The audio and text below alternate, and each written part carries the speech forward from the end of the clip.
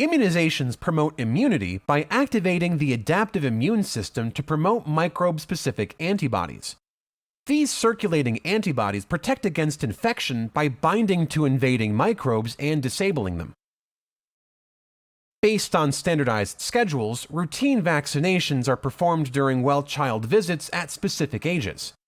You should keep in mind some special considerations that may arise, such as international travel or an immunocompromised status, that may alter the usual sequence of immunization.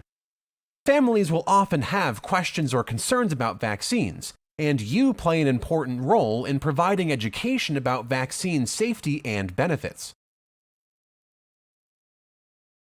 Now, in order to determine which vaccine to give, first you need to assess your patient's age. At birth, infants should receive their first dose of the hepatitis B vaccine within 24 hours of life to prevent vertical transmission from mother to baby. Hepatitis B immunization also protects against acute and chronic hepatitis B infection, which is a known cause of liver disease, hepatocellular carcinoma, and liver failure. Here's a clinical pearl. For infants weighing less than 2 kilograms at birth, delay their first dose of the hepatitis B vaccine until 1 month of age or until discharged from the hospital, as long as the maternal status for hepatitis B surface antigen, or HBsAg for short, is negative. On the other hand, in cases where the maternal HBsAg status is positive or unknown, administer hepatitis B immune globulin, or HBIg, plus a dose of the hepatitis B vaccine within 12 hours of birth. Remember though, this dose shouldn't count as part of their vaccine series. In other words, this patient will receive 3 additional doses of the hepatitis B vaccine for a total of 4 doses. Next up are vaccines given at 2 months of age. First, all infants should receive their second dose of the hepatitis B vaccine. Next, they should receive their first dose of the rotavirus vaccine. This vaccine protects them against the rotavirus infection. Rotavirus is typically associated with vomiting and diarrhea, but in severe cases, it might lead to dehydration and require hospitalization. Next is the first dose of the DTaP vaccine, which protects against 3 toxin-producing bacteria. The first one is Corynebacterium diphtheriae, which produces the diphtheria toxin that affects mucous membranes of the throat and nose, and can lead to severe upper airway obstruction and respiratory distress. This condition is also known as diphtheria. The second is Clostridium tetani, which produces the tetanus toxin that affects neuromuscular transmission and results in painful muscle contractions and spasms. Finally, there's Bordetella pertussis, which produces the pertussis toxin that typically results in a specific paroxysmal coughing called whooping cough. In young infants, Bordetella pertussis infection can also cause apnea. Here's another clinical pearl. Since babies won't receive their first dose of the DTaP vaccine until they're 2 months old, this leaves them unprotected during the first 2 months of life. Accordingly, to provide passive immunity during this vulnerable period, administer the DTaP booster, or Tdap, to all your pregnant patients between 27 and 36 weeks of gestation so antibodies can cross the placenta. Also give the first dose of the Hib vaccine, which protects against Haemophilus influenza type B infection, and the first dose of the pneumococcal conjugate vaccine, which protects against Streptococcus pneumoniae. Both bacteria can cause otitis media, pneumonia, and bacterial meningitis. Finally, all infants should receive their inactivated poliovirus vaccine that protects against poliovirus infection, which can cause poliomyelitis, paralysis, and even respiratory failure.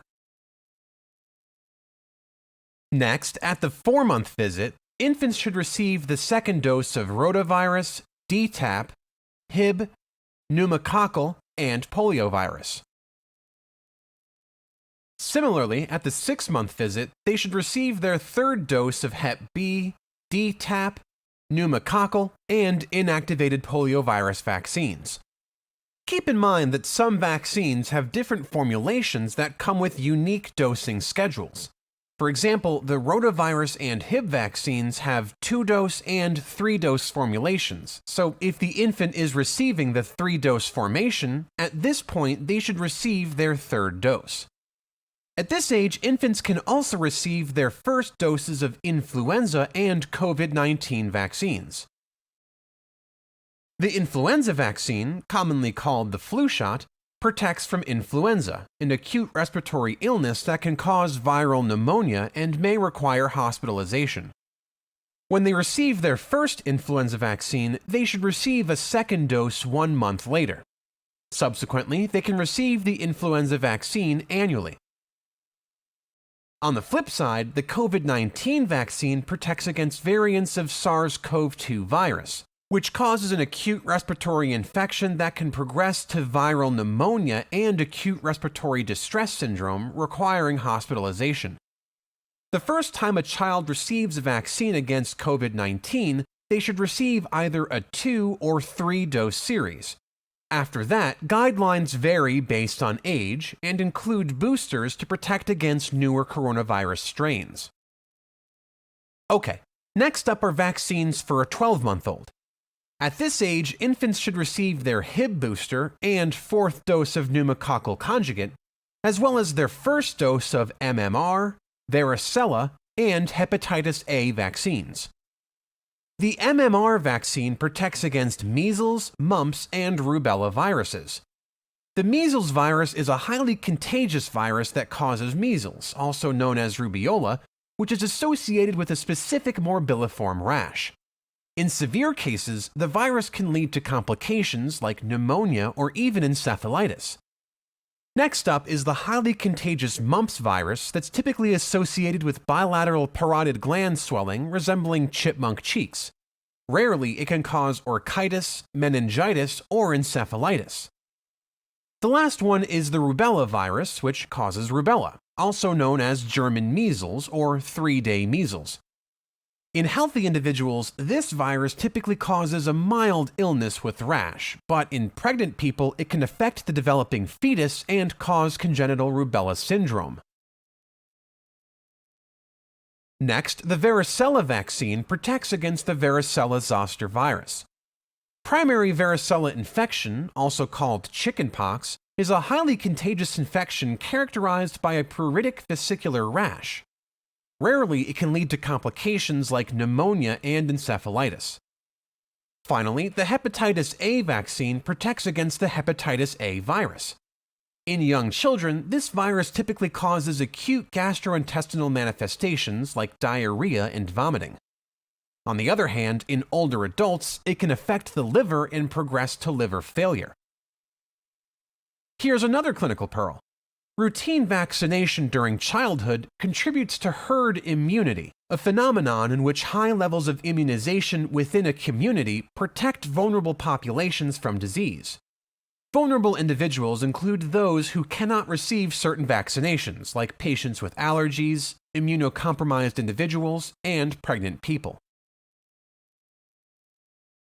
Next, at 15 months of age, infants should receive their 4th dose of DTaP, and at 18 months of age, they should get their 2nd dose of hepatitis A vaccine. The next round of shots should be between 4 and 6 years of age, preferably before the child starts school. At this age, children should receive their 2nd dose of MMR and varicella, as well as their 4th dose of inactivated poliovirus vaccine and their 5th dose of DTaP. Now, let's talk about the vaccines given between 11 and 12 years of age, including the first dose of meningococcal vaccine, the first dose of human papillomavirus or HPV vaccine, and a Tdap booster. The meningococcal vaccine, also called MenACWY, protects against specific serotypes of Neisseria meningitidis. It's called the MenACWY vaccine because it protects against serotypes A, C, W, and Y. Neisseria meningitidis is a gram-negative bacterium that can cause life-threatening conditions like sepsis, disseminated intravascular coagulation, as well as meningococcal meningitis.